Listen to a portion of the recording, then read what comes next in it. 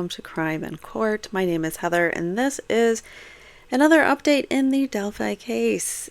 In fact, this is going to be an interesting one because now we have a filing from the defense, which is what we're going to read today, the motion to compel and motion for sanctions. I feel like I'm not loud enough. I hope I'm loud enough for you guys. Maybe I just don't have my head thing on loud enough. Okay. Sorry for all that noise. I just want to make sure you guys can hear me. Okay. So here we go. We are going to read the motion to compel and motion for sanctions on Nicholas McLeland by defendant Richard Allen in the Delphi case, obviously. Hold on, let me get ready. Everyone take a sip of water. Water's good for you. You need water. Don't forget to hydrate. All right. Motion to compel and motion for sanctions. Comes now the defendant, Richard Allen, by counsel Andrew Baldwin, Bradley Rosie, and Jennifer Auger. Remember, they just recently added her to the team.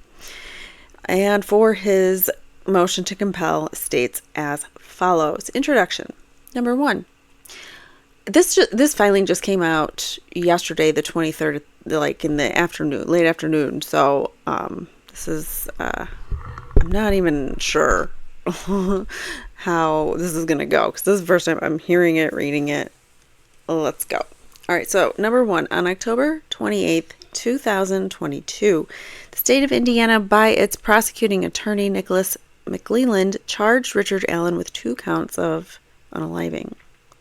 Number 2, Mr. Allen's initial hearing was held on October 28th, 2022.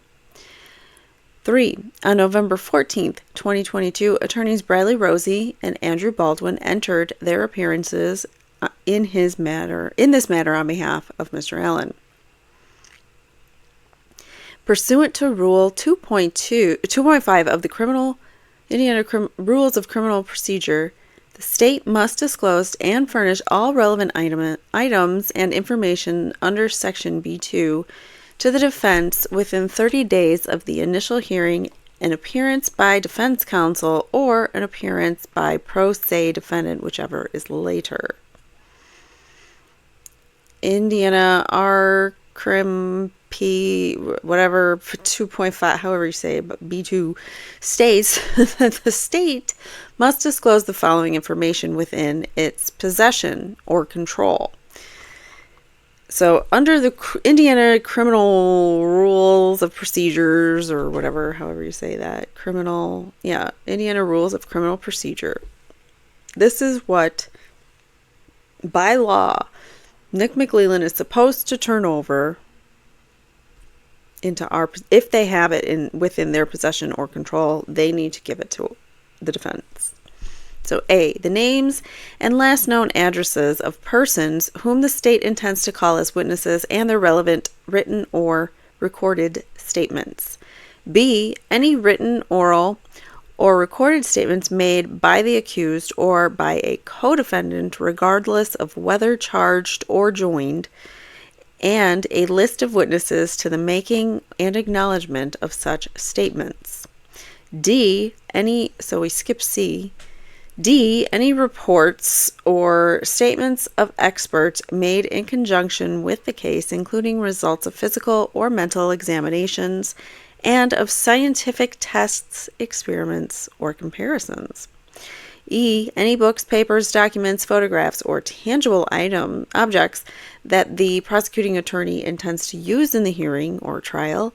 F, any books, papers, documents, photographs, or tangible objects which were obtained from or belong to the accused. And G, documents produced pursuant to Rule 1.4, subpoenas, duces, tecum, and returns prior to filing. Okay. Number 6, additionally, the state has the duty to disclose evidence which is favorable to the defense, Brady versus Maryland and Giglio. The above information was due to the defense 30 days after Attorney Baldwin and Rosie entered their appearance. Therefore, it was due December 14th of 2022. Motions for sanctions. Okay, so this is the motion.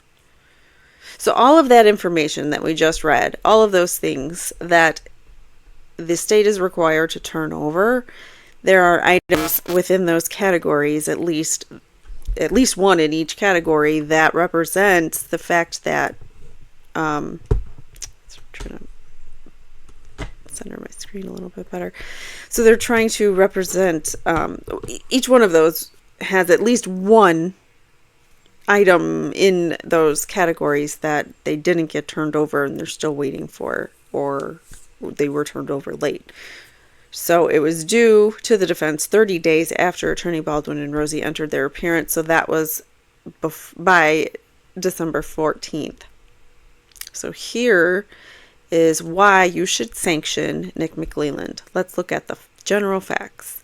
Number 8, between September 8, 2023 and August 6th, 2023, 9 months after it was due, the state of Indiana sent the defense 14 hard drives, 5 flash drives, 3 DVDs, and several emails containing discovery disclosures amounting to almost 4 terabytes of information. That's a lot. Number 9, before the defense had a chance to review, so they turned it over late. Not only did they turn over like probably a ton of unnecessary BS, they turned it over well past their deadline, because it was, what did they say, 9 months after it was due. All right, so number 9, before the defense had a chance to review all of this late discovery, utilizing only 2 lawyers and 2 non-lawyers, 3 of whom were not able to work full-time on the case, the prosecutor requested that the defense be disqualified on October 10th. The prosecutor requested the defense be disqualified on October 10th, and you just received the all of the data they didn't like. So they get the data on September 8th. They file for a motions hearing September 18th. And by October 10th, Nick McLeland has requested that the defense be disqualified.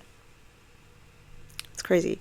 And the court ordered the defense to stop working on the case on October 12th. Accordingly, Mr. Baldwin and Mr. Rosie did not work on the case again until January 19th. Number 10, during that 34-day time frame from September 8th through October 12th, the defense was only able to review a tiny fraction of the massive amounts of discovery that had been dumped on the defense 9 to 10 months after it was due. Number 11, attorneys Rosie and Baldwin were reinstated and re-entered their appearances on January 19th, 2024. The 2017 extraction and data and other items of discovery were turned over to the defense on January 30th. However, it did not appear to the defense that the hard drives were organized the same as when originally provided during the first tenure, and these changes have caused considerable delay in locating certain evidence, if that evidence can be located at all. Purposeful, willful, and intent. Those are all the things that the state is supposed to prove in the contemptuous conduct for Baldwin and Rosie, that it was malicious and intentional, these leaks or whatever you want to call it. And attorneys, so oh, crazy.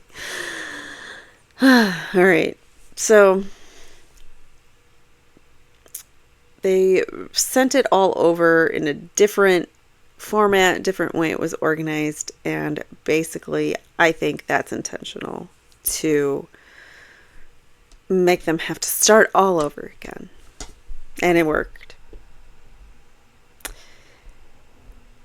All right, so number 12.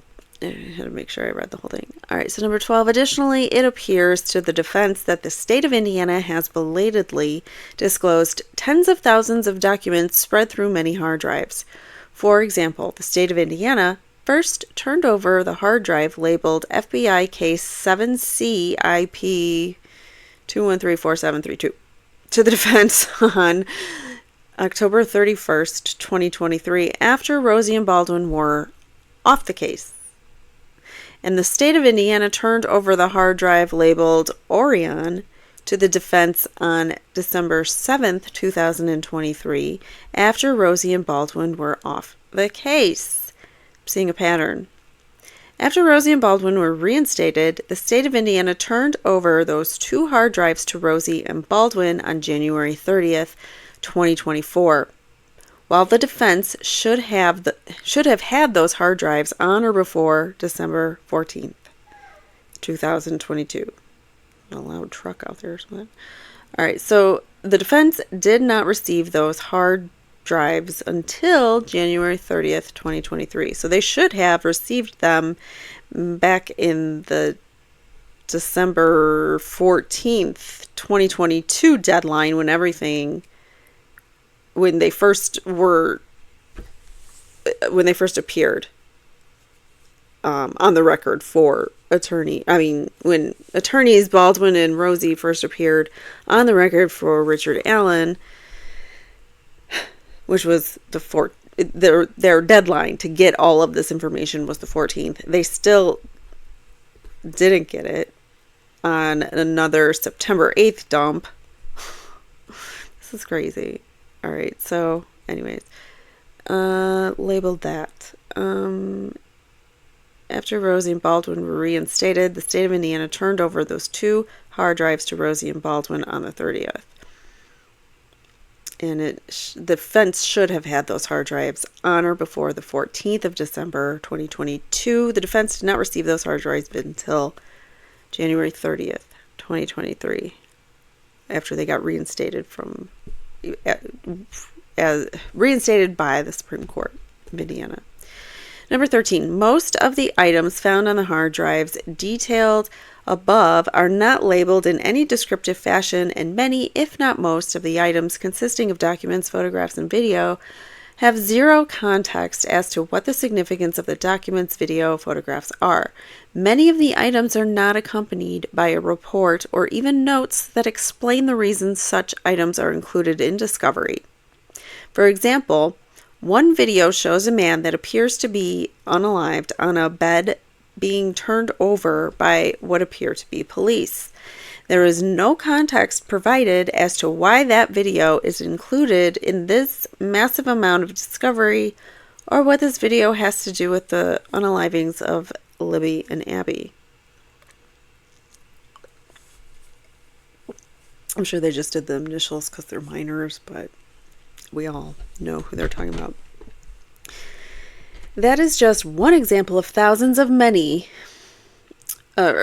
thousands of examples the defense should cite of evidence with no context of why it is related to the case that the state of Indiana has provided to the defense. Did they just throw in a bunch of evidence from other cases just to throw the defense off? I wouldn't be surprised in this case. I really think no one thought that the Frank's information or the Odinist stuff was going to get out. I think they really thought they had this covered because they've got people in law enforcement and they've got people in the judicial system, probably judges or people who can threaten those people to make certain decisions. And that's what I'll say about that. That is my opinion. It's speculation, but it is a possibility. Number 14, additionally, most recent evidence that the state of Indiana has turned over to the defense through e-discovery contains evidence that is seemingly sandwiched in the middle of completely unrelated discovery.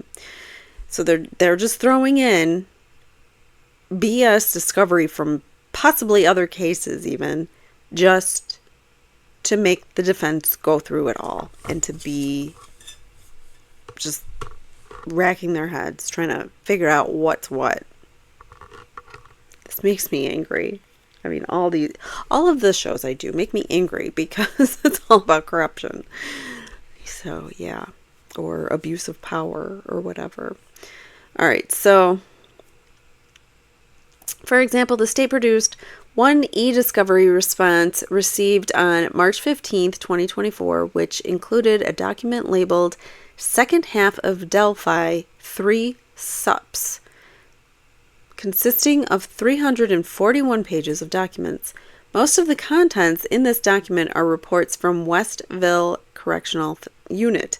However, buried among these other reports is a narrative report on page 239 by Detective Vito of the ISP, so the Indiana State Police, describing a phone call with a Detective Liddell of the Manatee County, Florida Sheriff's Office detailing an investigation of a third-party suspect known by Unified Command in this matter. What? Oh, what? So, a Detective Vito of Indiana State Police has a narrative report describing his interaction with a Detective Liddell from a Florida Sheriff's Office about a third-party suspect then by Unified Command. Known already by Unified Command. This is I'm outraged by all of this. This is corruption, folks. This is what corruption looks like.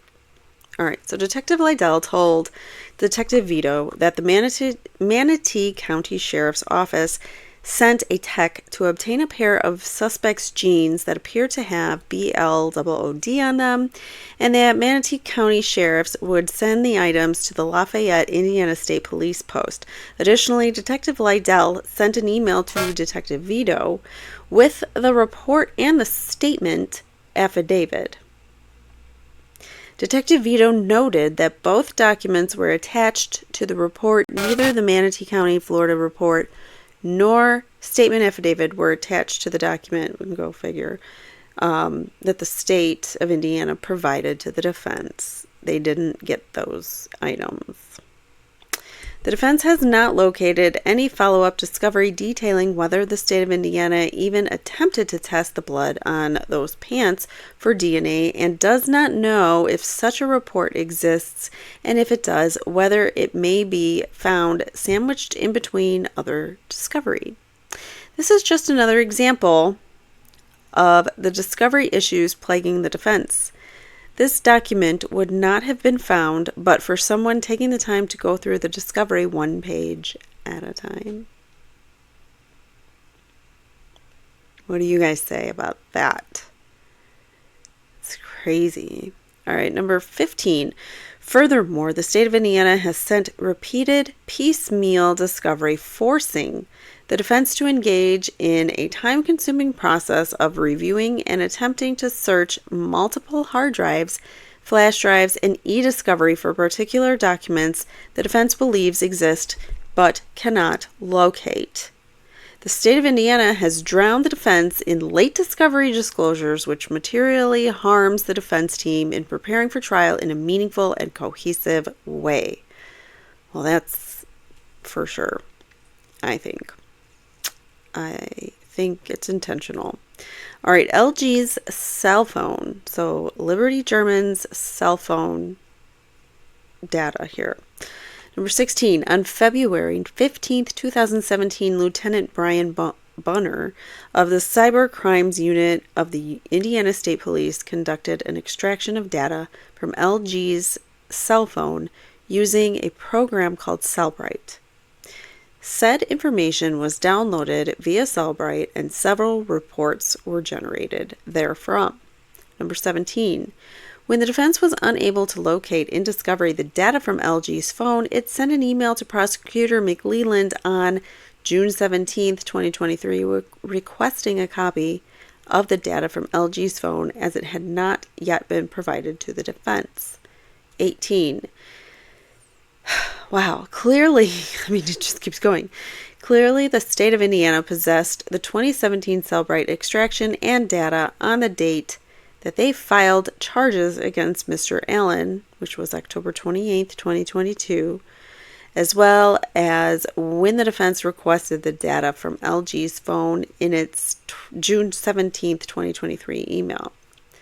Number 19, despite being in the state of Indiana's possession for over 5 years when charges were filed against Mr. Allen on October 28th, the extraction and data from LG's phone was not provided to Mr. Allen's attorneys until September 8th, 2023, 9 months after it was due to the defense. I'm seeing a pattern. What do you guys see here? The ones that are playing these games and trying to hide information, they're the ones that aren't playing by the rules, obviously. So to say that there's no corruption in this case, you can't. You cannot. It is too evident that the state and Judge Gull want to cover up the truth of what happened to these girls. In my opinion, I think it's a travesty to our justice system. All right, so number 20, however, even upon receiving the extraction and data from LG's phone, the defense was unable to immediately focus on that important piece of evidence, as that evidence was just one small part of a much larger series of evidence dumps that the state of Indiana chose to turn over to the defense in a roughly 4-week period between September 8th and October 6th, more than 9 months later than required under the Indiana Rules of Criminal Procedure. So you gave it to us late. You're drowning us in stuff that's not even relevant or related to this case, for that matter. I mean, it's crazy. This is crazy. These things that are happening now, they've been happening under the radar for years and years and years and years. The good old boy system that, everybody's got one another's back and all that. I mean, this has been going on for ages. We are just seeing it now because we're just wisening up.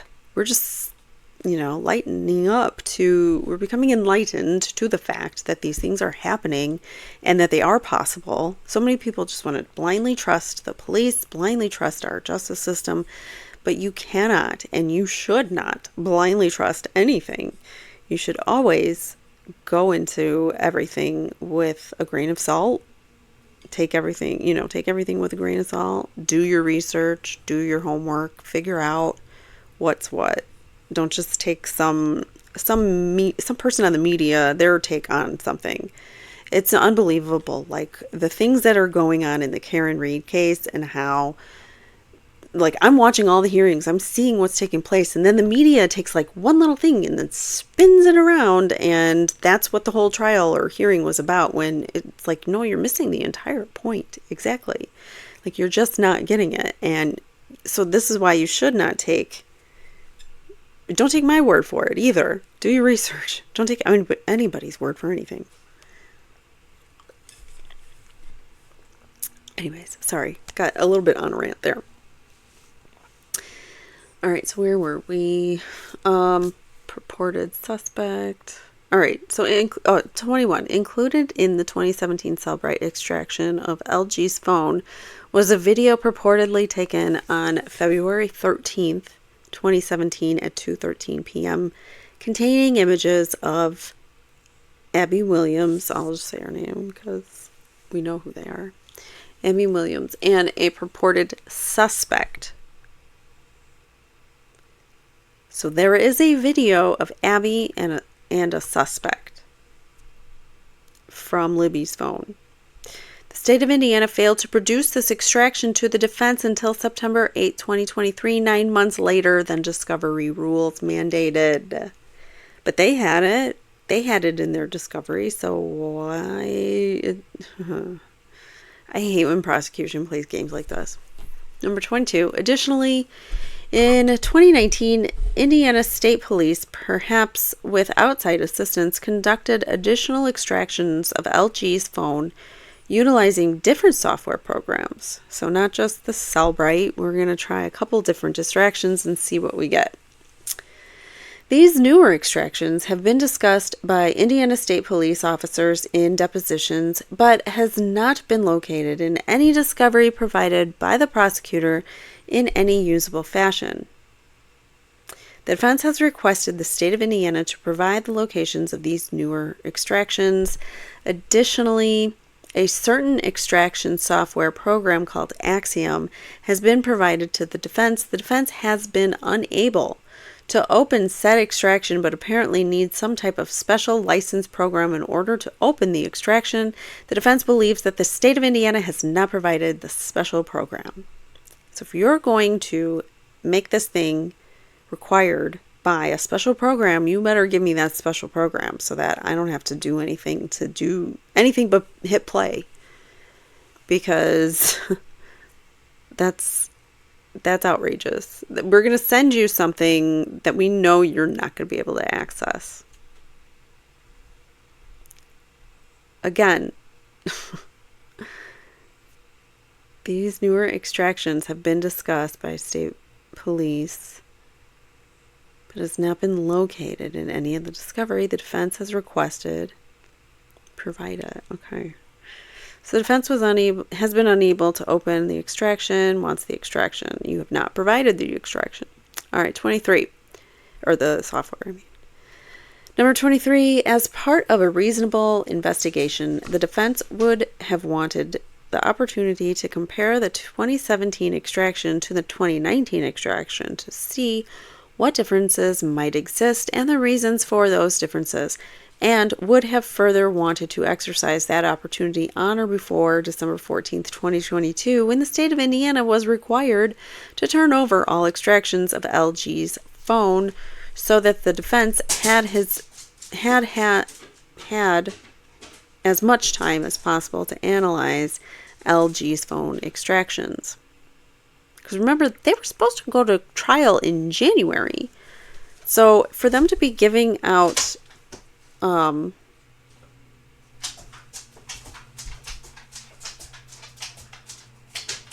is my dog limping? I don't know if he hurt himself running or what.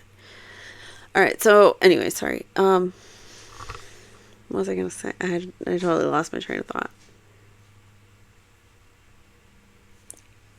I don't remember what I was saying. I'm sorry. All right, so 23. As part of a reasonable investigation, the defense would have wanted the opportunity to compare the extractions from 2017 to 2019. Further wanted to exercise the opportunity on or before the 14th. So, they were supposed to go to trial in January of this year. Like, this would have already have concluded by now. Most likely. It wouldn't have gone 4 months. So they were supposed to be done in a few weeks, in January. And because they were taken off and thrown back on by, they lost their trial date, I'll say. They lost that trial date when Judge Gull kicked them off, which I think that was the point, because then she tried to delay it till October of this year. And then they put in the request for speedy trial, and now we have a trial coming up very soon. Where's this? All right, so 24. There is no justification for submitting the 2017 cell phone extraction or any other of the extractions and data 9 months after they were due to the defense, especially when the state of Indiana had the evidence in its possession for almost 6 years prior to charging Mr. Allen. I mean, that right there says it all. It was in its possession for 6 years prior to charging Mr. Allen. You could have turned it over the day he was arraigned. It's not that difficult. All right. What's this? Assistant Rushville Police Chief Todd Click letter, report, and evidence. We heard a little from Todd Click in the motion to dismiss this case. All right, so contained in these disclosures was the letter, an 83-page report prepared by Assistant Rushville Police Chief Todd Click, hereinafter the Click Report, which was sent by certified mail to Prosecutor Nicholas McLeland on April 28, 2023. The Carroll County Prosecutor's Office signed for the certified letter and the report on May 1st, 2023, yet inexplicably, Mr. McLeland did not disclose this highly exculpatory report for the accompanying exculpatory videos and other related discovery to the defense until September 8th, 2023, 4 months after he received it. So what's the delay, Nick? Why aren't you turning stuff over? Rule 3.8D of the Rules of Professional Conduct, Special Responsibilities of a Prosecutor states that the prosecutor in a criminal case shall make timely disclosure to the defense of all evidence or information known to the prosecutor that tends to negate the guilt of the accused or mitigates the defense. The prosecution should have turned that material over to the defense immediately upon receipt of it. They just should. That's their requirement in the criminal procedure. All right, so 26, there is no justification for Prosecutor McLeland to delay turning over the Click Report for over 4 months after the Carroll County Prosecutor's Office received it. Number 27, to delay in disclosing the Click Report and evidence to the defense has resulted in harm to Mr. Allen. Had the state of Indiana turned over the Click Report, videos, and documentation in a timely manner, the defense would have A. Focused on certain third-party suspects much earlier in their representation and would have then investigated this case much differently and much more efficiently. So if you don't know what you're investigating and you're being given the wrong information or misleading information to go down that rabbit hole, then yeah, you're going to miss this rabbit hole over here that you should be looking at. It is a rabbit hole. All right, so focused on certain third-party suspects much earlier. Did I read that already? Oh, yeah, I read that already. Oh, there was more. B, change the order of depose. Okay, so let me reread that again. The delay of disclosing the Click Report and all the information that goes with it in a timely manner, the defense, if they would have received it in a timely manner, they would have A, focused on certain third-party suspects much earlier in their representation and would have investigated this much differently and much more efficiently. Yeah, I mean, you waste time looking at stuff that doesn't necessarily matter, or interviewing witnesses that you really shouldn't have wasted your time on when you could have gone over here and there were better witnesses you should have talked to. All right, B, change the order of deposing witnesses and would have deposed certain witnesses such as Elvis Fields, Brad Holder, Johnny Messer, Rod Abrams, and Ned Smith, Patrick Westfall, and Taylor Hornaday. That's 7 additional people that they would have looked at much sooner. C, ask different questions of law enforcement at their depositions. Oh, hell yeah, because you got to ask and find out if they're hiding stuff, which you wouldn't have asked before because their integrity wasn't in question until now. And been better prepared for trial earlier. Well, yes, agreed. And just better prepared in general.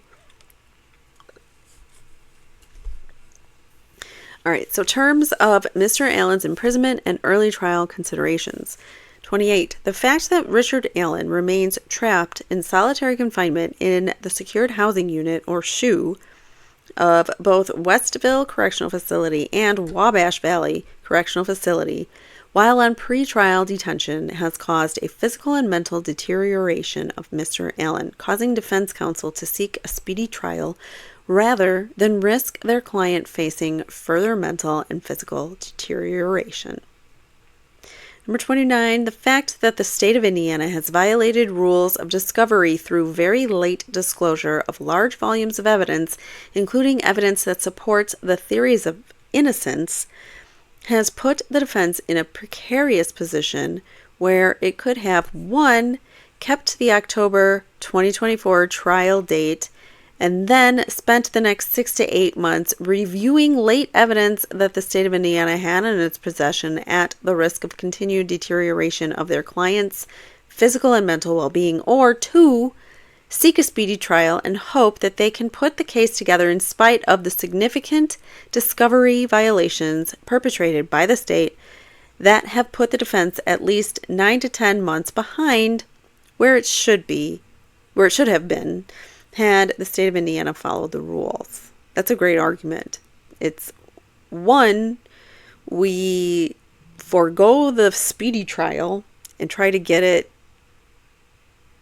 try to prepare longer for the trial, but then our client suffers.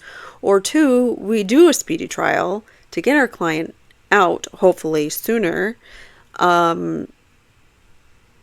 You're tying our hands here by keeping him there. All right, and number 30, as a basis for understanding the impact of solitary confinement for even 2 weeks on a human being, let alone 16 plus months, the defense cites the United Nations finding on that topic. The United Nations Standard Minimum Rules for the Treatment of Prisoners, Rules 43 and 44, prohibits the imposition of solitary confinement for prolonged periods, defined as periods of 15 days or longer. So this is coming from the United Nations Standard Minimum Rule for Treatment of Prisoners, no more than 15 days. Additionally, and he's been in there 16 months.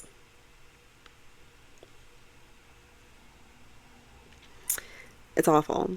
Additionally, per the UN standards, solitary confinement should be prohibited in the case of prisoners with physical or mental disabilities when their conditions would be exacerbated by such measures.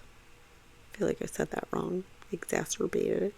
All right. That's from the United Nations. Again, the standard minimum rules for the treatment of prisoners. Number 31.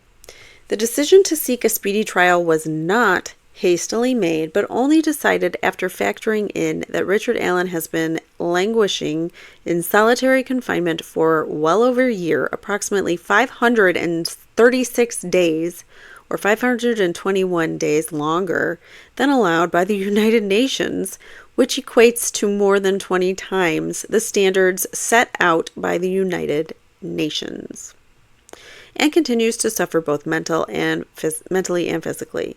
The defense fears that delaying the trial will result in continued and prolonged mental and physical trauma to Richard Allen, or even worse. Choosing a speedy trial and dealing as best as it can be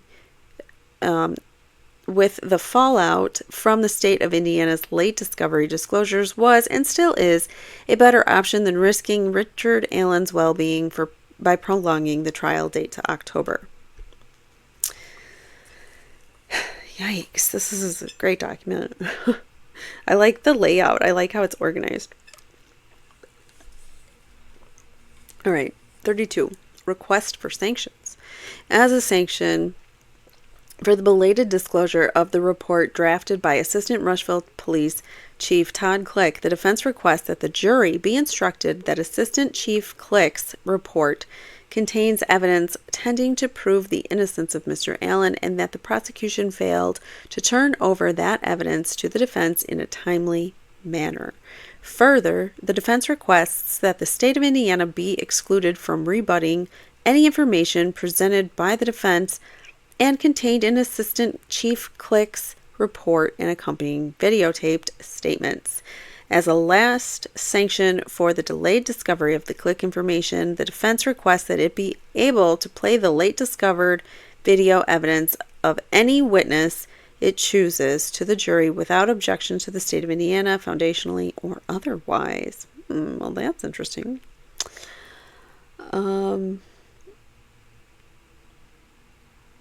So the defense requests that the state of Indiana be excluded from rebutting any information presented by the defense and contained in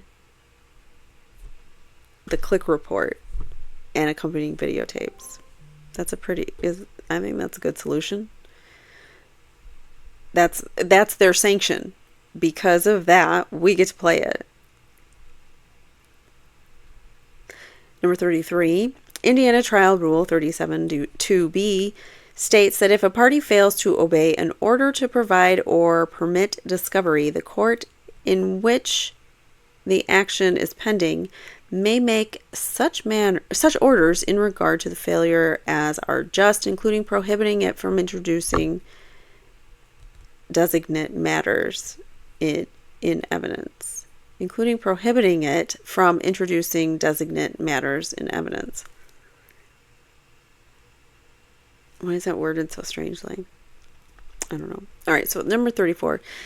As a sanction for the late discovery or non-discovery, Mr. Allen requests that all data from LG's phone, including video from all data extractions, be excluded from evidence. All of LG's phone be excluded. Mr. Allen requests that all of Liberty German's phone, including the video from all data extractions, be excluded. Maybe it's because it's too far away, you can't see him, and it would be prejudicial, and it's like that bridge guy video. You know how he's so far in the distance? I don't know. But yeah, okay. So that's what they want to do, is completely exclude LG's phone. Motion to compel. Additionally, the defense believes that there are multiple documents which still have not been disclosed to the defense, or that the defense cannot locate in the massive discovery provided to the defense. This includes the following. A, on November 4th, 2019, the state of Indiana sent a geofence warrant to Google requesting activity from any device in a specified distance and within a specified time of the area in which the bodies of Abby and Liberty were located. On the same day, it appears Google returned data in a spreadsheet which contained 18,000 lines of data, each relating to a particular device ID. Generally, there is information received in follow-up requests which identify subscriber data and device IDs. To date, no such spreadsheet or data has been located by the defense, nor can any such information be found by the defense in spite of requests to the prosecution. Interesting. So, Google returned data in a spreadsheet which contained over 18,000 lines of data, and they've never received this spreadsheet to date. Detective Murphy testified in his deposition that law enforcement had pings and other phone information related to Elvis Field's phone on February 13th, 2017. To date, no such data has been located by the defense, or the defense cannot locate the information in the massive discovery dump, despite good faith efforts to locate said evidence if it exists. SOPs for evidence collection, standard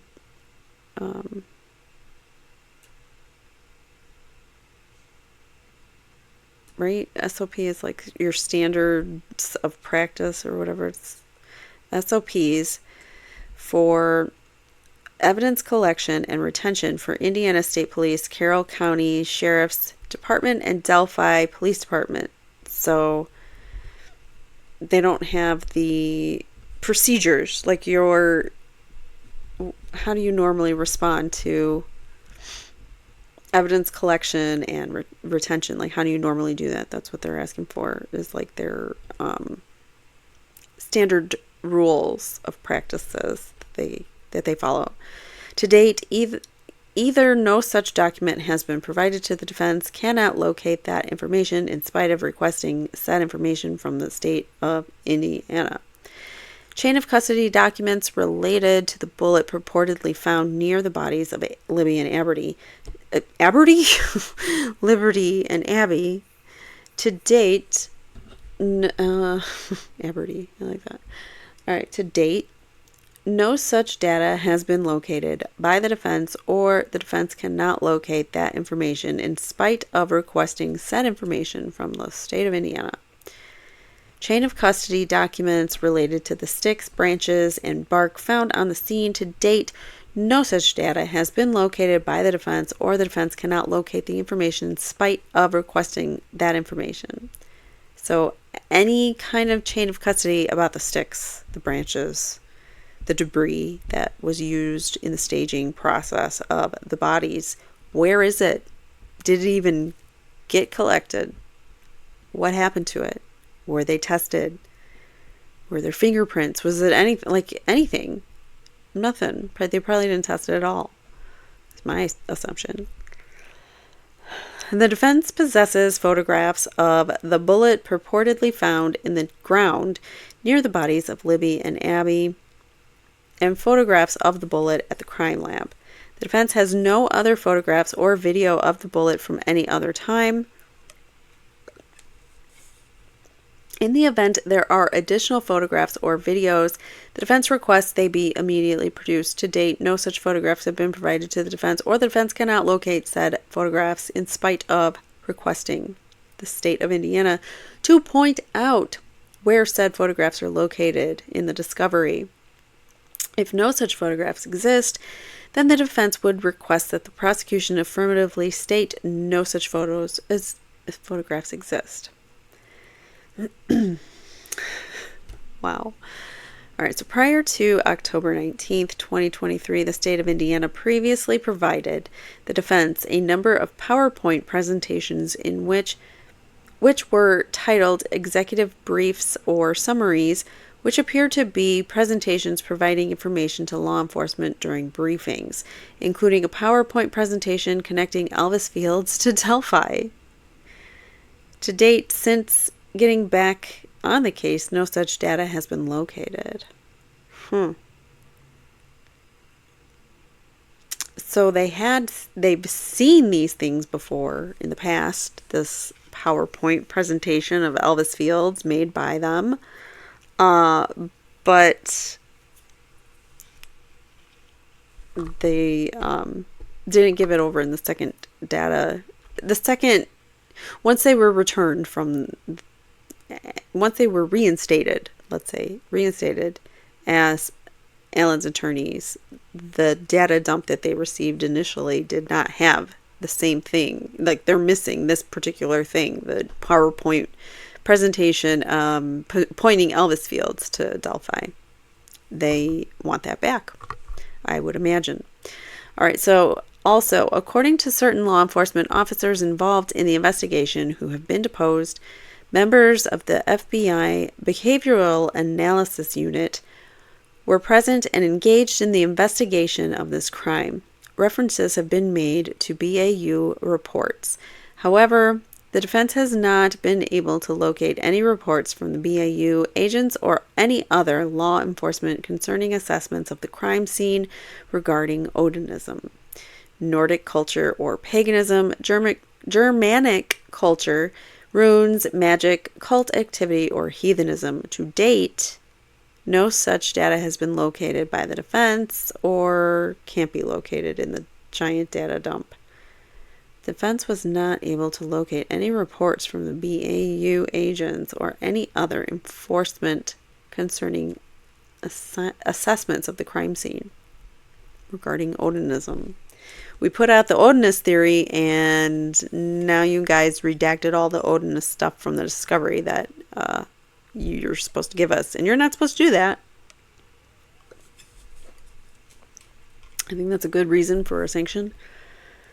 On April 16th, 2024, pursuant to the Indiana TR 26F, defense counsel sent a letter to Prosecutor McLeland via certified mail and email requesting the above information, paragraph 36A through H. So all of this has already been asked for. Or the identification of the location of the information in discovery if it had been previously discovered. Furthermore, defense counsel requests a response by Friday, April 19th. and it's come and gone. So, when did they file this? They filed this yesterday, so... Oh, they requested. So that's in the past. They requested a response. Okay, got it. I was thinking that, like, they presently request a response on this. All right, so number 37. In its April 16th, 2024 certified letter to the prosecutor, the defense requested that the prosecutor A, explain his reasons for failing to turn over the exculpatory click information for 4 months when that Brady material should have been turned over immediately to the defense upon receipt. 2, explain his September 6, 2023 email in which he, the prosecutor, made false claims and misrepresentations to the defense concerning the identity of a Purdue professor and law enforcement's attempt to locate said identity, even going as far as telling the defense that the state of Indiana may not be able to learn the identity when at the time of the crime the identity was already known.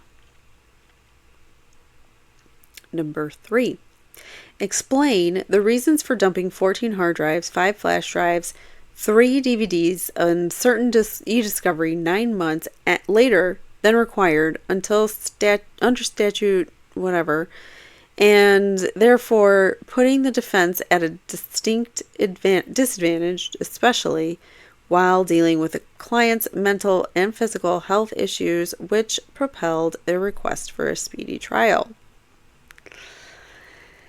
I mean, there's a lot of things in here, but I still think Judge Skull is going to be like, denied without a hearing. Number 38. The defense requests the court to order the prosecutor to explain his conduct around the issues raised in paragraph 37. Number 39. The state of Indiana has made no substantive response to the discovery deficiencies outlined in the defense's April 16th, 2024 letter, nor has the prosecutor attempted to address the issues outlined in paragraph 37 herein.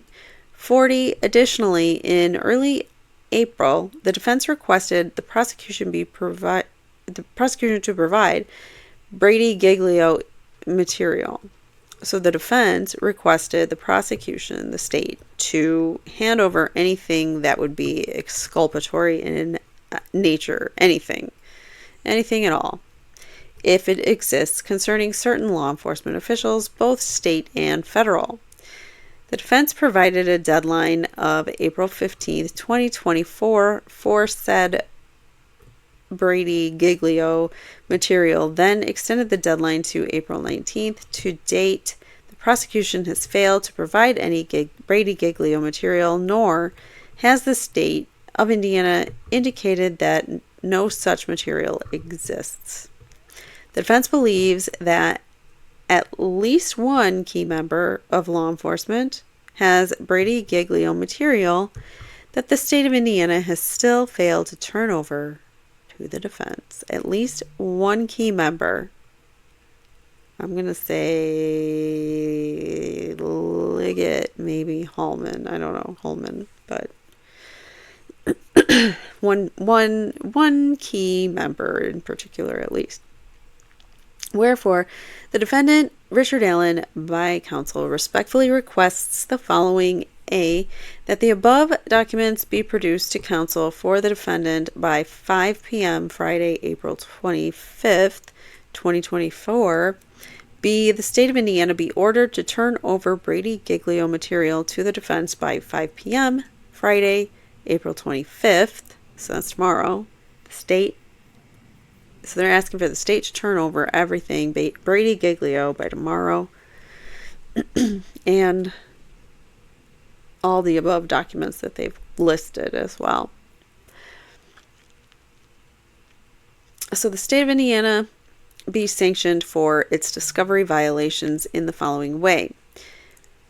1. The court will instruct the jury that the prosecution received certain evidence that tended to exonerate the defendant on May 1st, 2023, but failed to turn over that evidence for 4 months, and that said failure to timely to timely produce that evidence to the defense was a violation of the rules.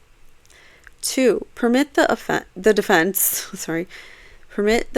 to play any video that was belatedly produced without objection from the state of Indiana. 3. Prevent the prosecution from rebutting the evidence that Todd Click provided to the prosecution, so you can't even rebut it. And 4, prevent the prosecution from using any data or information extracted from Liberty German's phone in its evidentiary presentation. Wow. D, the prosecutor be ordered to explain in written form his reasons for delaying turning over the Todd Click evidence as detailed in paragraph 38 above. The reasons why he sent an email that is filled with false statements and that misled the defense. So false statements that led to misleading the defense. And the reasons that he failed to turn over a massive amount of evidence, but then chose to turn that evidence to the defense between September 8th and October 6th, just 4 days before requesting the court to dismiss defense counsel from the case. This request was made for several reasons, but especially to preserve the record. Which means I'm not expecting you to really agree to any of this, but I'm putting it on the record, Judge, because I'm appealing and I'm going over your dumb head. And finally, for all other just and proper relief in the premises. Respectfully, Jennifer Auger. We hear from her for the first time, I think, and then besides when she first filed her appearance. And then Bradley and Andrew also. The attorneys for Richard Allen. I was going to say something. I wanted to backtrack to one of these, but no, I don't remember. I remember very little, I should say. What I was going to say. I really like this. I have a feeling this was Jennifer Auger, because it's kind of a different style of how the document was laid out and organized. I just think maybe, this was Jennifer Auger coming in with a different perspective than the other two. And just different ways of, working. But I think that I really like the fact that their sanctions aren't like monetary sanctions. It's just like, well, because you failed to do this, now we get to do this with the evidence. Because you failed to turn it over, now we get to show it all to the jury. No objection. I love this approach instead of let's just find them or let's arrest them. Let's hold them in contempt. I love this approach.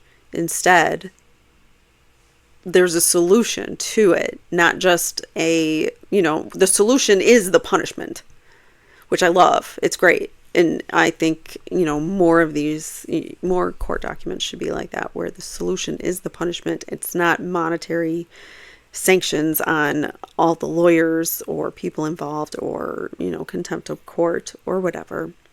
I liked this take on it. And I think Jennifer Auger might have had something to do with it. I don't know. Anyways, that's where I leave you. I mean, I don't even know. My brain is just, it's hard to process it all. And we're reading through on my channel, in case you missed it, we are reading through the transcript of the contemptuous conduct hearing for Brad Rosie and Andrew Baldwin. And it is insane. The amount of bias that just bleeds through the page, bleeds through the words, just from Judge Gull. I mean, she is so rude just for the sake of being rude to Hennessy, who is the attorney for Baldwin and Rosie. And it doesn't give me any faith in her presiding over the case for Richard Allen. Not at all. Not at all. They should definitely They should have, I don't know. I mean, they asked the Supreme Court of Indiana to get rid of her, and they kept her on like dummies. I bet you they're rethinking that decision now. Because I bet they're paying attention, and I bet they're rethinking that decision about leaving Judge Gull on this case. I wonder if there's anything, like, they can just be like, well, you know what, we said you could stay on the case, but now we're watching what you're doing from afar, from a public perspective, you know, what things you're doing in your courtroom, and the way that you're ruling on motions, and the way that you're disrespecting counsel for the defense. We're going to maybe change our minds. I really, really wish they could be like, you know what, here's an amendment to our findings, and we now change our mind, and we want you off the case. But that would be my dream. What's your dream when it comes to the Richard Allen case? What would you like to see most happen in the case for Indiana versus Richard Allen? What do you want to see happen the most? I would like to see Judge Gull recuse herself. I know it's not going to happen, but that is probably what I would like to see the most if I had a choice right now. I mean, besides utter, you know, exoneration if he is innocent and all of that, you know, I wish for that too. But I would love to see Gull taken off the case. That's my opinion. I don't like her. People don't like that I don't like her, and I don't care. I can not like her. She is a public figure who I think is a disgrace to the robe. She's a disgrace to the justice system, and I have a right to that opinion. So I'm letting you know it. Let me know your opinion on Judge Gull in the comments below. Thank you so much for watching. Take care, and I will see you in the next one. Bye now. If you've been impacted by a true crime and would like your story told in your own words, or if you or someone you know has been wrongfully convicted or accused of a crime, please write to crimeincourtchannel@gmail.com and tell us your real true crime encounters. Thanks for watching.